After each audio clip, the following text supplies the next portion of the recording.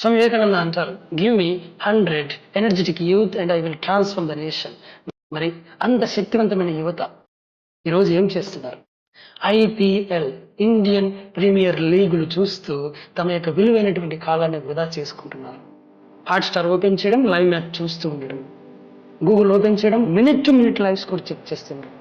మీకేం వస్తుంది? మీకు పెద్ద డోపమైన్ హిట్ వస్తుండొచ్చు, కానీ అది క్షణికం. సో మీకు నిజంగా మంచి కిక్ కావాలి అంటే శాశ్వతమైనటువంటి ఆనందం కోసం ట్రై చేయండి, కానీ టెంపరీగా వచ్చేటువంటి ఆనందాలు ఎంతో కాలం నిలవడుతున్న ఆన్సర్ చేయండి.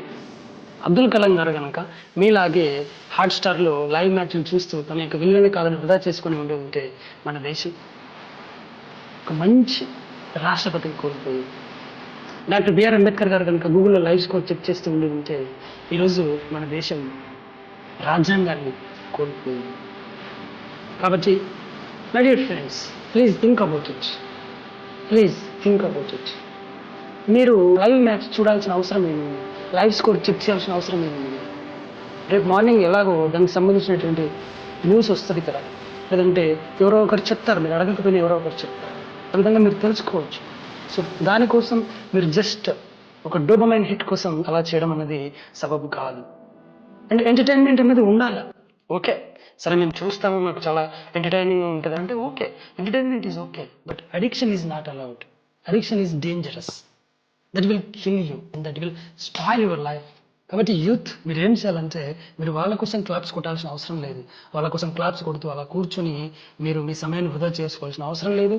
మీ యొక్క భవిష్యత్తుని మీరు పారేసుకోవాల్సినటువంటి అవసరం లేదు. కాబట్టి మీరు ఏం చేయాలంటే, మీరు కూడా వాళ్ళలాగా మారడానికి ట్రై చేయాలి. ఫర్ ఎగ్జాంపుల్, కోహ్లీలో ఉన్నటువంటి ఒక ఫైర్ ఉంటుంది కదా, దాన్ని మీ లోపలికి ఆవాహన చేసుకోండి.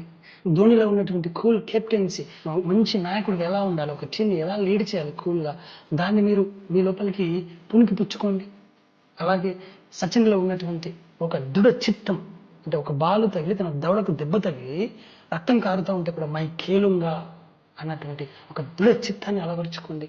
ఇలా వాళ్ళలో ఉన్నటువంటి మంచి మంచి క్వాలిటీస్ని మీ లోపలికి మీరు ఆవాహన చేసుకొని, మీ లోపలికి ఇంకింగ్ చేసుకుని మీరు అలా కావడానికి ట్రై చేయాలి తప్ప, సో మీరు వాళ్ళని ఫాలో చేస్తూ, వాళ్ళ ఫోటోలకు లైకులు కొడుతూ, వాళ్ళ వీడియోలకు లైకులు కొడుతూ, అండ్ వాళ్ళకి మీరు జేజేలో పలుకుతూ, సో వ్యక్తి పూజ చేస్తూ మీరు మీ యొక్క విలువైన కాలాన్ని వృధా చేసుకోకండి. సో వాళ్ళు వచ్చి మీ భవిష్యత్తుని మార్చరు. సో మీ భవిష్యత్తుని, మీ తలరాతని మార్చుకోవాల్సింది మీరే. కాబట్టి ఆలోచించండి, ఆలోచించి సో మంచి దిశగా అడుగులు వేయండి.